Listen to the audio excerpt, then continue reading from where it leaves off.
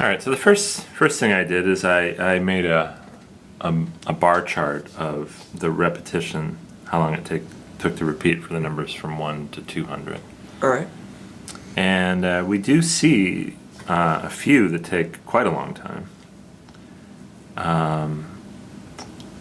That actually could be more than that if the graph is cutting it off. Yeah, I think on this one I was going out to 6,000, so I think this, whatever number this is, and I guess I probably should have checked, that takes a little over 4,000. I think that one did eventually repeat. Okay. We could hunt for that a little bit later, but we only have 4 minutes of recording time left, but we can do that off screen if we wanted to. We could find that number. But in Stephen Wolfram's blog yesterday, he did find that the number 469, and they ran it out millions of times, did not repeat.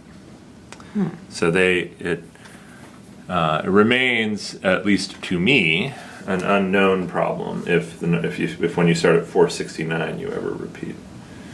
And this is a graph, by the way, of the log of the sequence. So it's not that the numbers are getting up to 80. They're getting up to e to the 80. So it's massive. Yeah, so they're getting up to massive numbers. And it's after 6,000 steps. It still hasn't started repeating. And we saw the reason I did it in logarithms is because otherwise the numbers were just gigantic.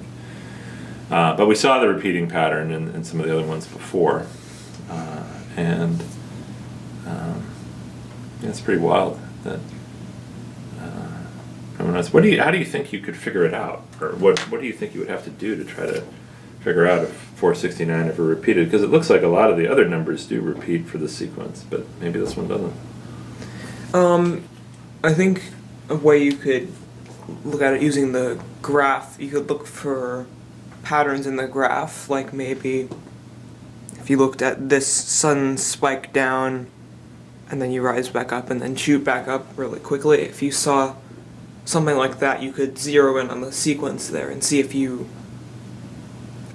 the numbers are the same, because if you encounter any of the same numbers, it's gonna repeat. Yeah, that's true. And I guess you just have to do it out, make a really large graph of it, and then look and see. Yeah, I don't have a lot going on today, so maybe we could, well, it's funny, I was going to say I could just let this run, but I just realized now that already at 6,000, we're at, at e to the 80th. We got to a number that was that large. Yep. Right. So let's talk about how large that number is. Can you just type here? Oh, sorry, I'll go down. Just type capital EXP. EXP. Bracket, and then 80. And then hit return. Looks like we have to do... It's so large that it doesn't even tell you what number it is. Maybe n of it? Yeah. Or that would be... That's fine, just do n of it.